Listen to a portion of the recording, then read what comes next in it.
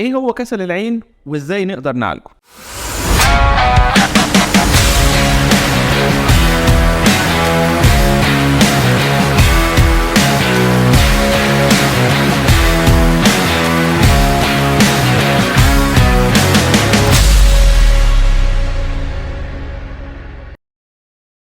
من ضمن الأسئلة اللي بتتسألني كتير أو بمعنى آخر اللي الناس ما بتبقاش فاهمة معناها موضوع كسل العين الوظيفي. كسل العين معناه إن واحدة من العينين أو الاتنين بتبقى فيهم الرؤية ضعيفة جدا وما بتتحسنش بالنضارة بالشكل المناسب. الكسل بيحصل نتيجة عدم ارتداء النضارة من واحنا صغيرين، وبالذات في المراحل العمرية قبل سن 10 سنين، وده الوقت اللي المخ فيه بيسجل الرؤية النهائية للعين. فلو تم اكتشاف الكسل قبل المرحلة العمرية دي بنقدر نعالجه ببساطة عن طريق لبس النضارة المناسبة، وممكن نحتاج بعض التمارين للعين عشان نحفز وننشط العين الكسلانة، وبننجح مع الحالات بتاعتنا انها ترجع تاني توصل لرؤية 6/6 بالنضارة ونتخلص من الكسل. اما لو سيبنا العين من غير علاج او نضارة مناسبة بعد السن ده، المخ بيبدأ يسجل رؤية العين على وضع معين، وبيبقى صعب جدا ان احنا نقوي النظر في العين دي عن الوضع اللي ثبتت عليه، وبيبقى دور عمليات تصحيح النظر فقط هو تحسين درجة الرؤية في العين لأقصى درجة رؤية المخ مسجلها، وما بنقدرش نقويها اكتر من كده. وبالتالي